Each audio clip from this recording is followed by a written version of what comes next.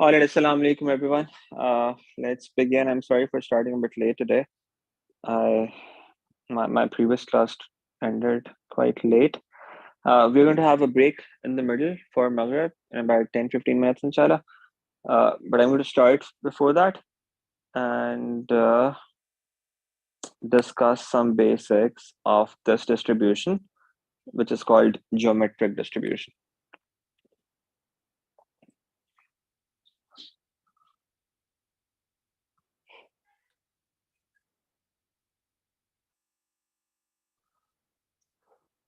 All right, let's start with this then. So we were doing discrete random variables. We are done with a number of concepts already. For example, we've talked about how to draw probability distribution tables, how to find mean and variance from that.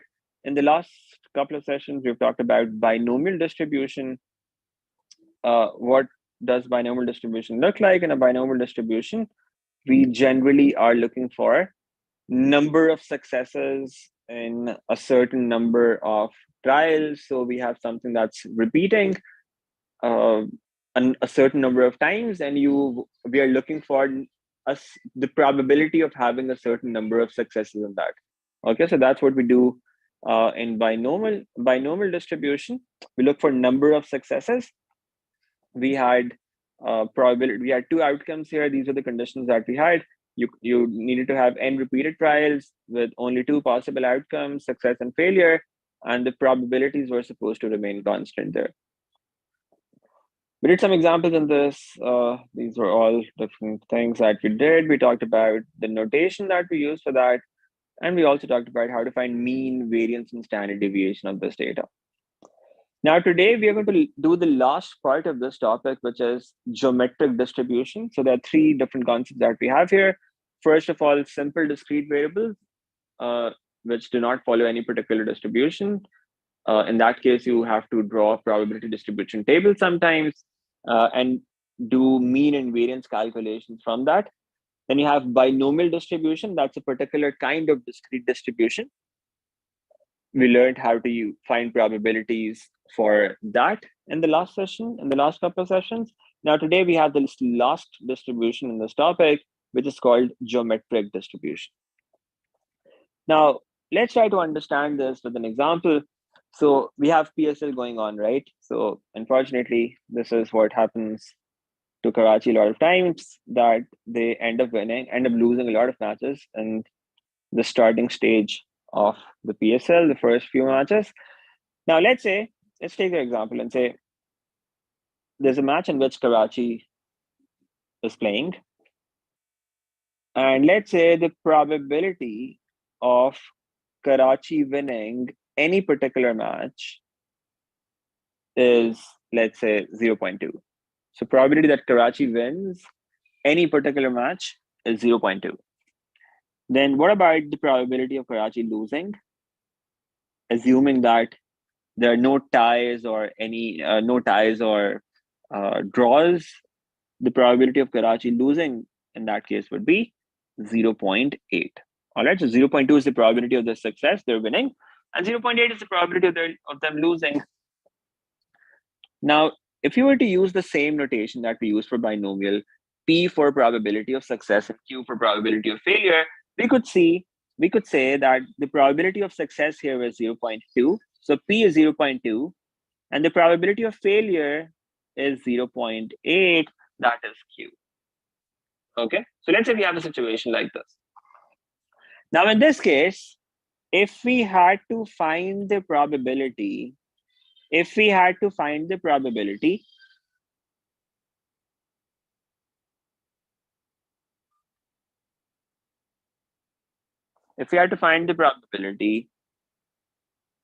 that the first Karachi win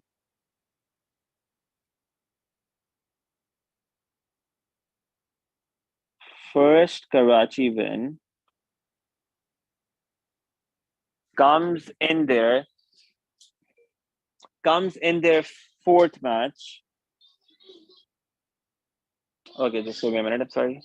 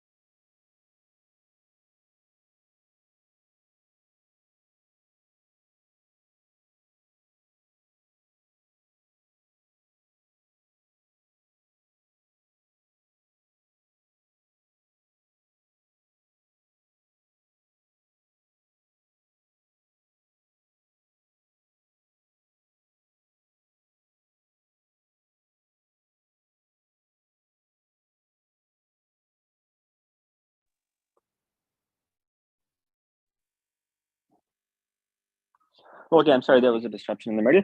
So let's say we want to find the probability that the first Karachi win comes in their fourth match, for instance. Probability that the first Karachi win comes in their fourth match. Now, how do you find that?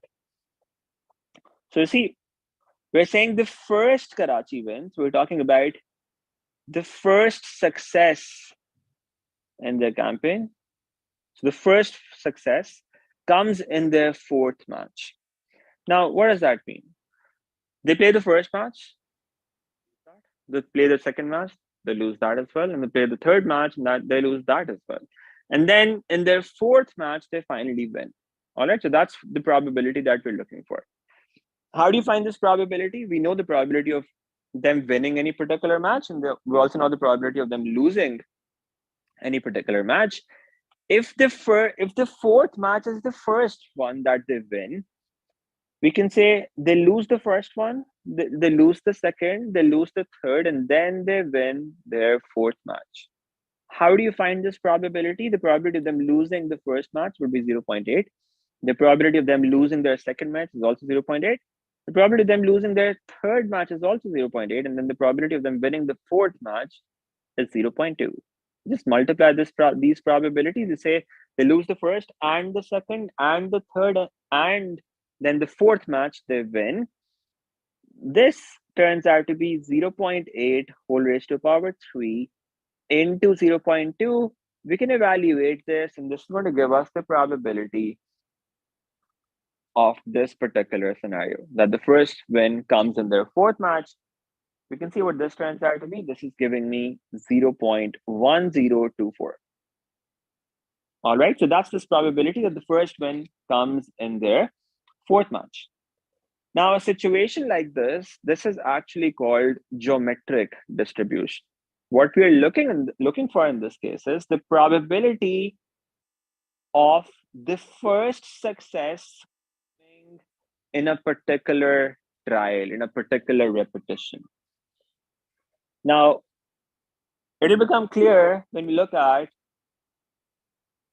the formula for this and the conditions that we have for this. So for geometric distribution, we actually use a formula that looks like this. Probability of x equals r. This is equal to q raised to the power r minus 1 multiplied by p. This is how the formula for geometric distribution looks like. Probability of x equals r, that equals q raised to the power r minus 1 times p. Now, in this case as well, p stands for probability of success. Q stands for probability of failure.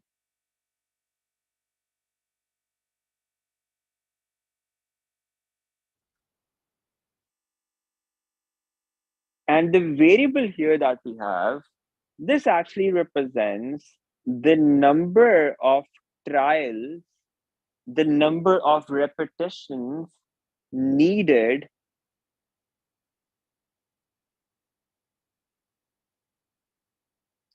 until first success. This is actually what we are looking for. So this is the variable basically. X represents the variable, which means the number of trials needed until first success. Number of trials needed until first success. Okay. Now, these are actually keywords that you should keep in mind for a geometric distribution. This is how we differentiate between binomial and geometric. What happens is they don't really tell you generally whether it's binomial or geometric, or maybe none of them. You have to figure it out yourself. So in order to differentiate between binomial and geometric, this is one important thing, that in binomial, you would be looking for probability of having a certain number of successes. So you'll have something being repeated a certain number of times, maybe 20 times. Out of those 20 times, maybe you're looking for the probability of having 10 successes or 15 successes, number of successes. In binomial, you look for number of successes. In geometric, on the other hand, you're not looking for number of successes. You're looking for the number of times you have to keep repeating, the number of trials that you need until you get your first success. We're not talking about number of successes here. We're only talking about first success here, that when does the first success come? So how many times do you need to repeat something until you get the first success? So we're looking for the probability of that first success coming at a particular trial, at a particular repetition. Okay, so that's the difference between the two. So for in this case, for instance, we were looking for the probability of the first Karachi win coming in their fourth match. So the value of X, or the value of R that we were inputting, that we would input here, would be 4, because we're saying the first success should come in the fourth match. What's the probability for that? So in this case, if we input 4 in place of R here, so the value of X is equal to 4, that would equal Q. Q was 0.8 here, the probability of failure, raised to power R minus 1, that's 4 minus 1, times P. P is probability of success, and that gives you 0.8 cube into 0.2, and that's exactly what we found logically here, 0.8 raised to power 3 multiplied by 0.2. And this turns out to be the same, that's 0.1024. So if you want the first success to come at rth outcome, at rth repetition, you would say you have R minus 1 failures, and the rth time you have the success. So you have Q raised to power R minus 1 multiplied by P. This is the formula that you use for geometric distribution. If you figure out that this is geometric in a particular case, you can use this formula to find the required probability. All right. Now, you could find the probability of having the first success on the very first outcome. In that case, R would be 1. You could find the probability of having success in the second, having first success in the second outcome, first success on the third repetition, first success in the fourth repetition, fifth repetition, sixth repetition. There's no end to it. In binomial distribution, we knew how many times we could repeat something. For example, in this case, where we were looking at this dice example, we were throwing the dice 11 times. Now, how many successes could we have? We could have 0 successes, 1 success, 2 successes, all the way up to 11 successes. In geometric, looking for the instance when we have the first success. Now, you could have the first success in the very first outcome, in the very first repetition, or the second repetition, or the third repetition, or the fourth repetition, and it keeps going on. There's no end to it. So in this case, the value of R here could be anything. You could input anything in place of R depending on the question statement. Now, this will become clear as we do some examples. But before we move on and do some examples, let's try to understand some conditions that we have for a geometric distribution that is going to help us understand, help us figure out whether something can be formulated as a geometric distribution or not. Now, remember, for binomial, we did these conditions. For binomial distribution, we had these conditions, that we have n repeated trials. We are repeating something n times. Let me just copy all of them here. These are the conditions that we had for binomial distribution. These were the conditions that we had for that. Now, let me just go through them.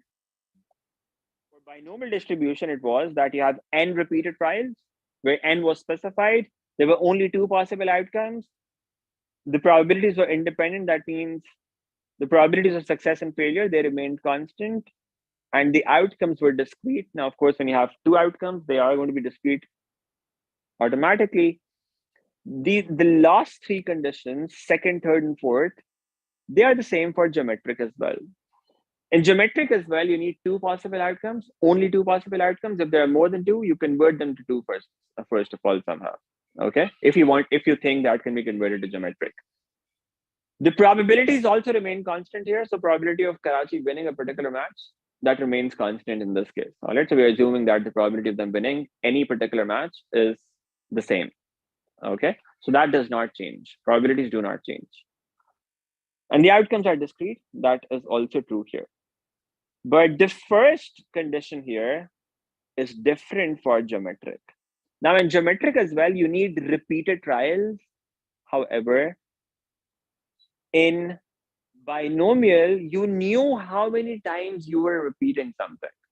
You knew you were repeating something 20 times, 25 times, 11 times, 6 times.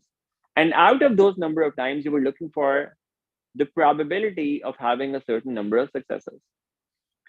In geometric, you will not know how many times you're repeating something. You're still going to have repeated trials. However, the number of times you're repeating them is not going to be fixed. So in this case, you say there are repeated trials. However, in this case, the value of n is not specified. The value of n is not specified. You do not know, you're not going to know how many times you're repeating something. So this is the important point to remember. This will help you differentiate between binomial and geometric as well. You will not have the total number of repetitions given in the case of a geometric distribution. So for example, in this case, we are assuming that they just keep playing. There's no set number of matches that they have to play. Their first success might come in the fourth, fifth, sixth, 20th, 50th, 100th, 1000th match. We do not know how many times we are repeating it. We just keep repeating until we get the first success. Okay, so we just keep repeating whatever the case is, whatever the experiment is. You keep repeating until you get first success. The total number of times you're repeating it is not defined, is not specified. Okay, so the first difference between binomial and geometric is that in binomial, you're looking for the probability of having a certain number of successes. In geometric, on the other hand, for the probability of the first success coming at a particular repetition, at a particular trial. That's the difference between the two. Okay. And then the other difference is in binomial, you will not know. Sorry, in binomial, you will know how many times you're repeating something, n is going to be specified. In geometric, on the other hand, n is not going to be specified. You would not know how many times you are repeating the experiment. That is not going to be defined. That's not going to be defined. All right. So this is important to remember for geometric distribution. Now we're going to look at a few examples to try and understand this better. But before that, let's have a short break, 10 minutes for namaz, and then we come back after that and do a few examples to try and understand this better. All right, so let's have a short break and then resume after that and do some examples. And that will help you understand this better. Okay, so it's 6:30 right now. We resume at 6:40, inshallah.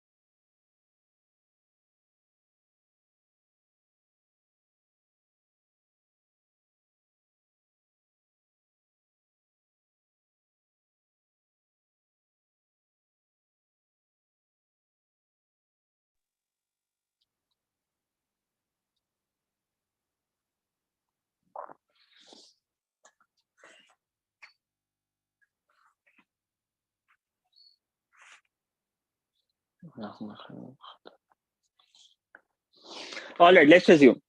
So we talked about the conditions for geometric distribution and the formula that we use for geometric distribution. Now let's do uh, a few examples to try and understand how we're going to be using this.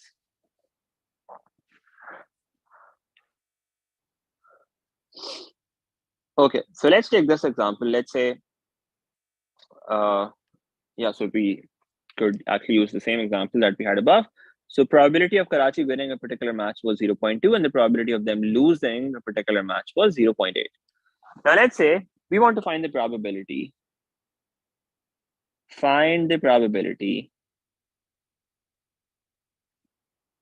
that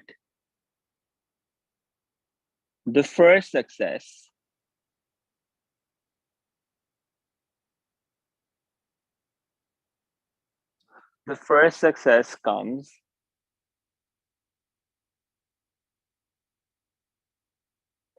in their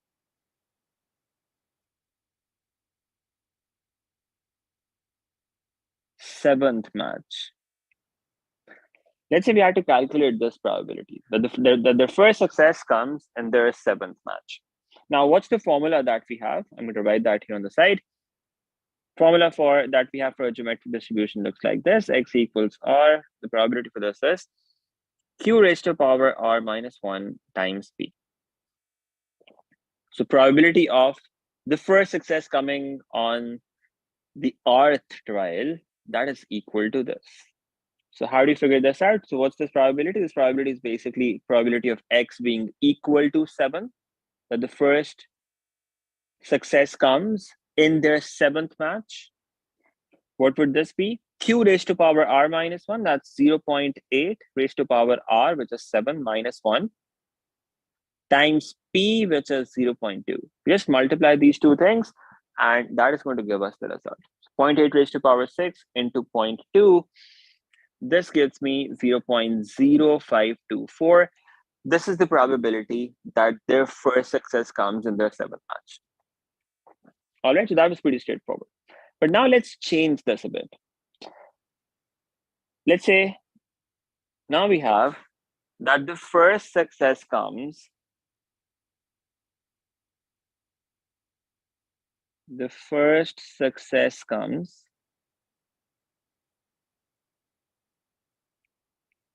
after their fifth match.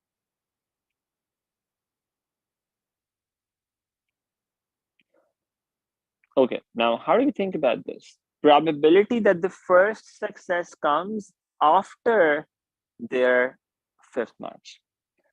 Now, if we were to write this in probability terms, it would look something like this. We would say probability of x greater than 5, this is what we are looking for. Probability of x being greater than 5, this is the probability that we need to figure out. Now, what does it mean that the first success comes after their fifth match? It means the first success could come in their sixth match, or their seventh match, or their eighth match. So it could be 6, 7, 8, 9, 10, 11. But the problem is it just keeps going on until forever. So there are infinitely many possibilities here. So probability of x equals 6, 7, 8, 9, 10. After their fifth match does not mean necessarily the sixth match. It could be the seventh, eighth, ninth, and so on, all of that, right? So it could be any of those possibilities. So we can't really figure this out directly like this. One idea could be that we find the cases where their first success comes in their first match, in the second, or in the third, or in the fourth, or in the fifth, and we subtract these cases from a total probability of 1. So we could find probability of x being equal to 1, x equal 2, all the way up to x equal 5. Subtract all of them from 1, and that would give us this probability. And that's one way of looking at this. Okay, so that's one possibility. Remember, in geometric, we cannot have x equals 0. In binomial, we did used to have that, because in binomial, we could have 0 successes out of a certain number. In geometric, the variable x represents the number of trials needed until first success. Now you can't have first success on the on the zeroth trial. Okay, that doesn't make any sense. Minimum value of x that would have here would be 1. So we start from 1 in geometric distribution. But this is what you could do here. You could say subtract from 1 all of these different cases. However, there's a direct way of looking at this. This would be correct, this would be valid, but it will require a lot of calculation. You have to calculate 5 different probabilities and then subtract all of them from 1. There's a direct way of looking at this, and that's what I want to explain here. If you want to find this probability of x being greater than 5 here, we're basically saying that the first success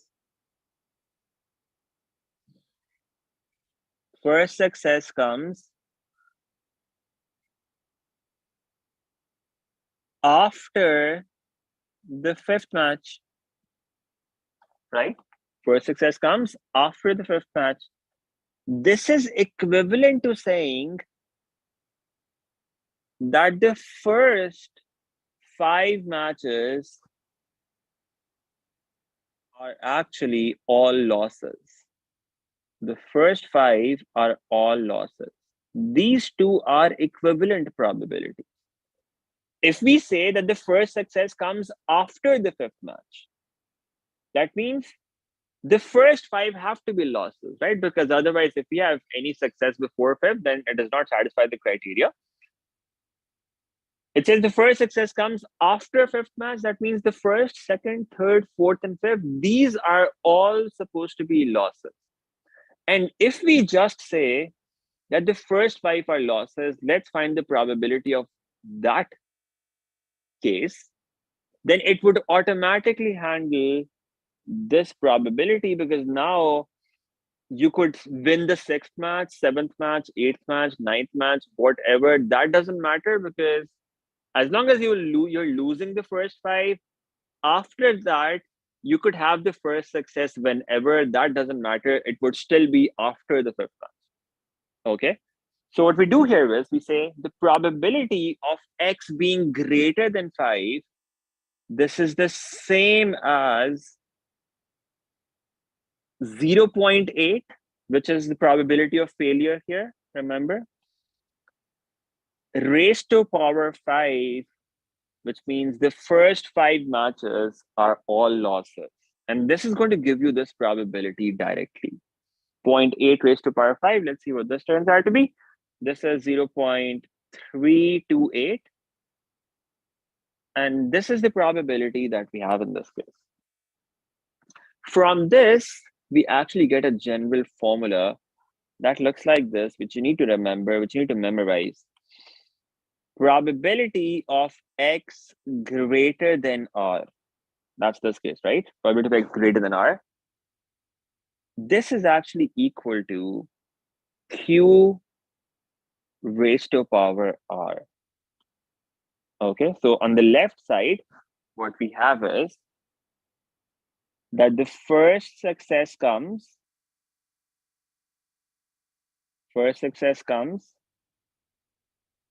after r trials.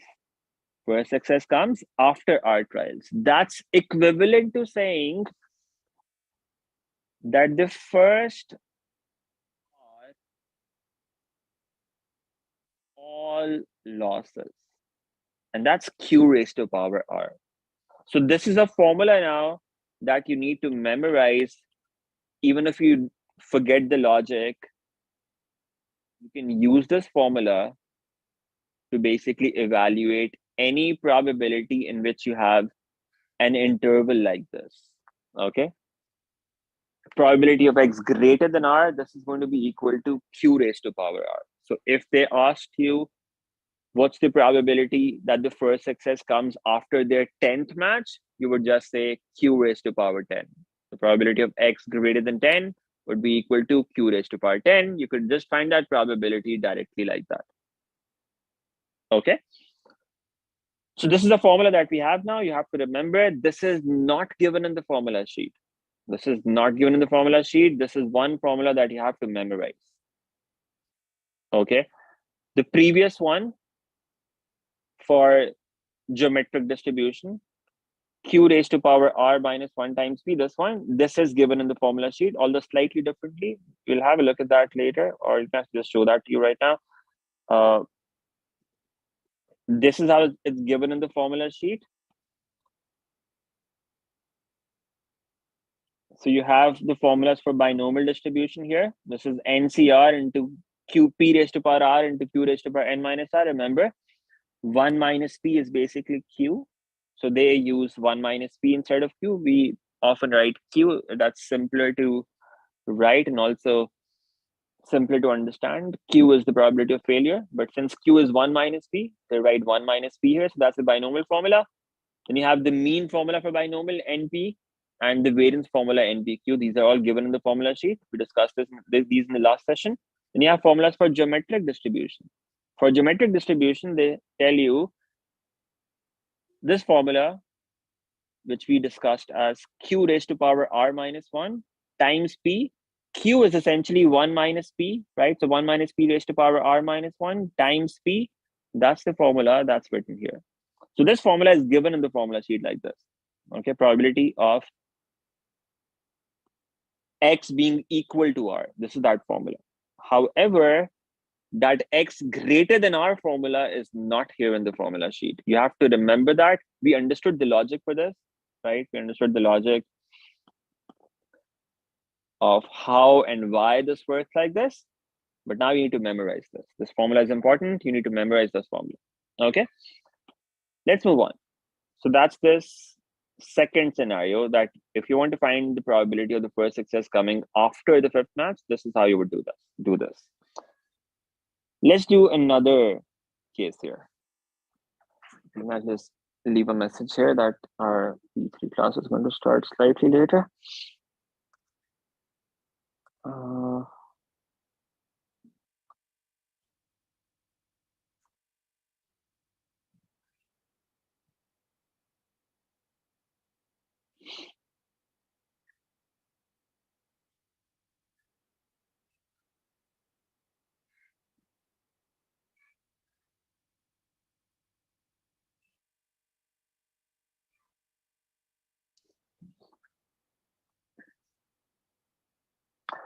Okay, let's take another example. So let's say we want to find the probability that the first success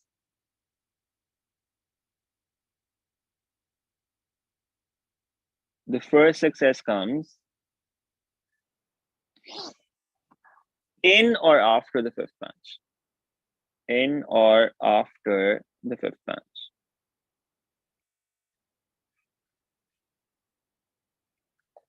Now, how do we think about this? Now remember, we're going to remember this formula now. Probability of X greater than R, that is Q raised to power R. And if we have anything else apart from this, we're going to convert it to this form. So we have X greater than R, that is equal to Q raised to power R. Now, how do we understand this? In or after the fifth match, if you were to write it in probability terms, it would be X greater than or equal to 5. The formula that we have is for greater than R. In this case, we're getting greater than or equal to 5.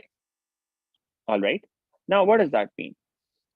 Remember, the numbers start from 1, 2, 3 here in geometric. So 1, 2, 3, 4, 5, 6, 7, 8, and so on. If we say that the first success comes in or after the fifth match, what we're saying essentially is you could have the first success in the fifth match, or the sixth match, or the seventh match, or the eighth match, or any match after that.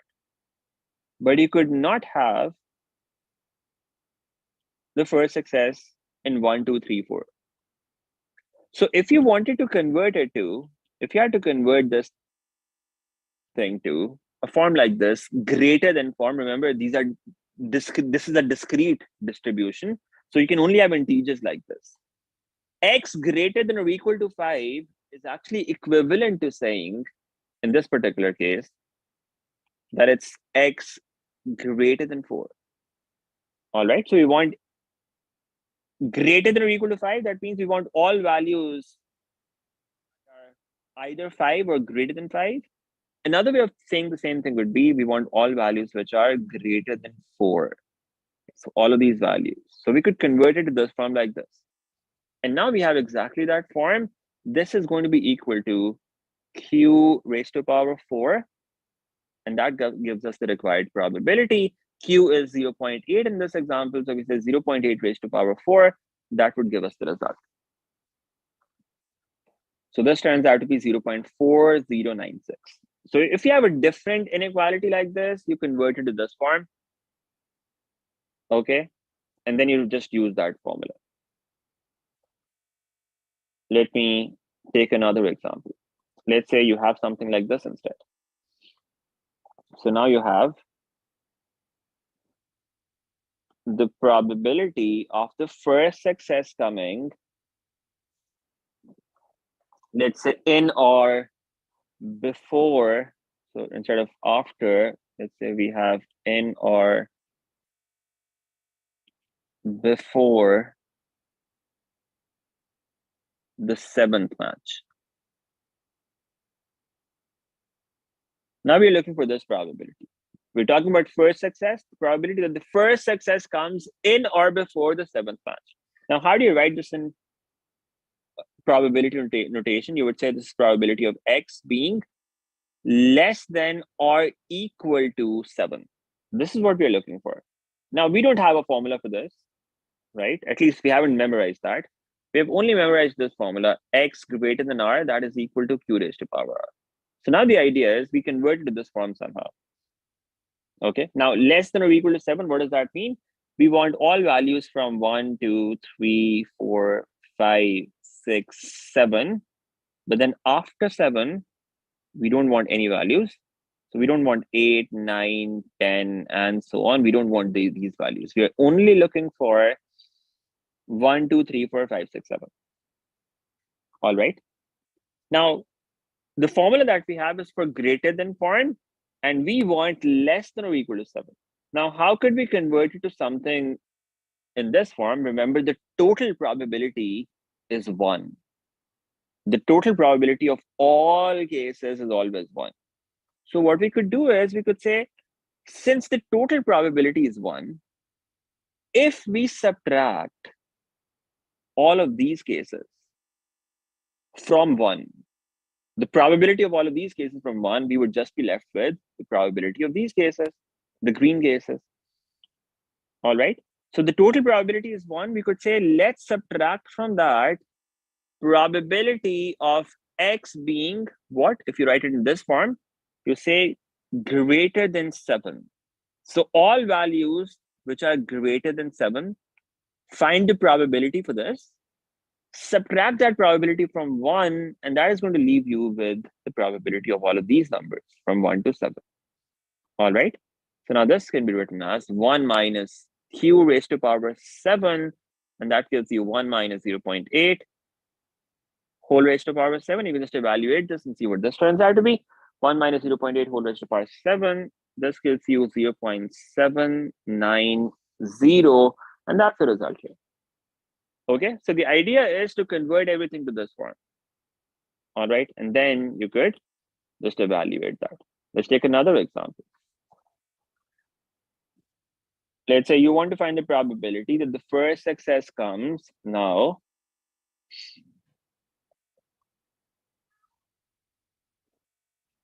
So let's take another example. Now you want to find the probability that the first success comes before a certain match. So let's say before the 9th match, maybe. Now you want to find this probability. How do we write this? First of all, we could say this is probability of x less than 9. That's what we're looking for. But remember, what's the formula that we have?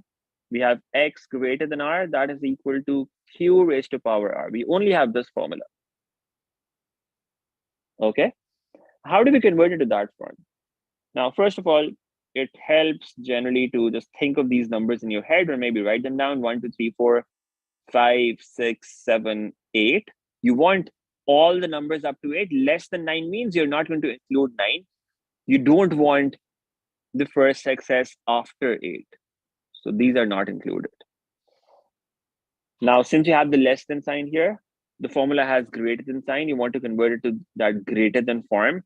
You would say this is the same thing as saying that from 1, which is the total probability, from 1 you subtract all of these cases. How would you describe all of these cases? In this greater than form, you would say 1 minus probability of x greater than 8. That is going to give you this probability, which is 1 minus q raised to power 8. And that gives you 1 minus 0.8 whole raised to power 8. And you'll get the result from this. Okay, so you, whatever situation you have, if it's in the form of an inequality, you convert it to an inequality that looks like this, because this is the formula that you've memorized, and that will give you the result. So 1 minus 0.8 whole raised to power 8. Let's see what this gives us.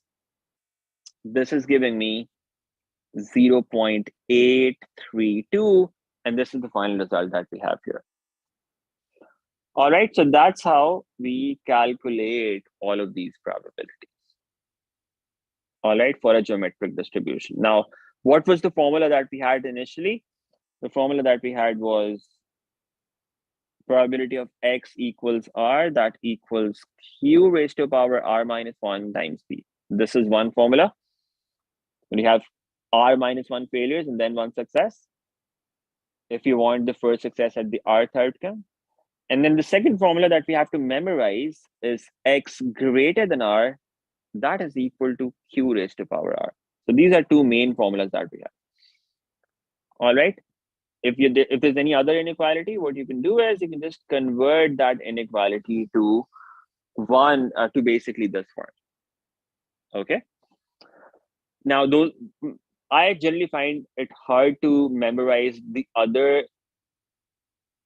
formulas. So you have formulas for other inequalities as well. For example, you could write down a formula for x greater than or equal to r as well. You could write down a formula for x less than or equal to r, or x less than r, but they can all be derived from this formula. Okay, and that's what we did above. So we did all of those other cases: less than 9, less than or equal to 7, greater than or equal to 5. We just converted them to that form, and that's much easier. But if you think your memory is really good and you're not going to mix up these formulas, you can also memorize all of these formulas and just do it directly like this. So for example, if you have x greater than or equal to r, that would be q raised to power r minus 1, because you could write this as x greater than r minus 1. So that becomes q raised to power r minus 1. And then for less than or equal to r, you would say this is 1 minus q raised to power r. And for less than r, this would be 1 minus q raised to power r minus 1. So if you want, you could memorize these formulas and then use them directly. That's okay. But if you're very sure that you would not mix up these formulas, all right. Otherwise, I actually wrote these formulas thinking about this one formula in my head, because you can derive the others from this one formula. All right. So you could just remember this, just memorize this one, and then figure out the rest by converting them to this form, to the greater than r form, like we did in these examples. And that's going to work. And that's safer in the sense that if you understand the logic, it would reduce the probability of you mixing up any of these formulas. Okay, because you have only one inequality formula left, then just remember that x greater than r probability, that is q raised to power r. All right, so that's how you do these probability calculations for a geometric distribution. Now, the last thing before we end, just like we had the mean defined for a binomial distribution here, mean of a binomial distribution was n times p. For a geometric distribution, we also have mean defined, and that looks like this: mean of a geometric distribution. So for a geometric distribution,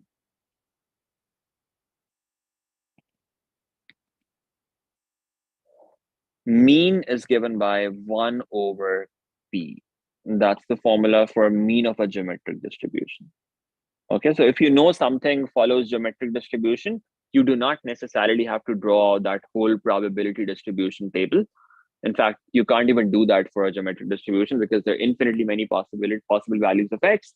So you can't really draw a probability distribution table. For binomial, you could do that, but it's much easier to use these formulas directly.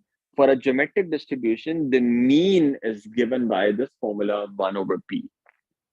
So for instance, the mean or expected value, right? So another name for this is also E of x, which we've discussed before. This represents expected value of x. Expected value of x is given by 1 over p. So if we knew that Karachi had a probability of 0.2 of winning any particular match, what's the expected value of their first win? Well, it's expected that their first win would come in their 5th match. Okay, using the probability of success and assuming that it remains constant, you would expect that the first success would come in their 5th match. Okay, so the probability of the first success coming in the 5th match is going to be highest in this case. So that's the expected value of x that you have.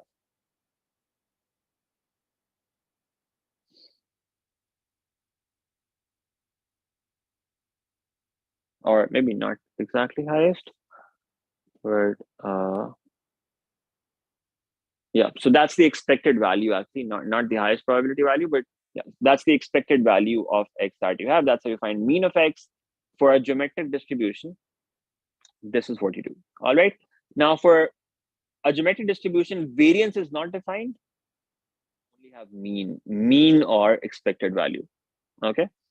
Variance is not going to be defined here. So even if you look at the formula sheet, you would see that for binomial, you have the mean formula, you have the variance formula. However, for geometric, you only have the mean formula here. Okay, so there's no variance formula because variance for a geometric distribution is not defined. Okay, so you would not need to calculate variance there. All right, so that's all that you need to know about geometric distribution. Now, in our tomorrow's class, we are going to be doing some questions on geometric distribution, and then we will wrap this up. And on Wednesday, we start normal distribution, inshallah, which is the last topic that we have. And if you're going to be taking mechanics, I'm going to be starting mechanics hopefully this week as well. Okay, so we are going to have classes in parallel now for mechanics as well. And then by the time S1 finishes, then we will move that class to this time. Okay, but since we only have about a month and a half left now, I want to start mechanics right away as well so that we can finish it in the beginning of April at some point. All right, so that's it for today. I'll see you again tomorrow. Allah Hafiz.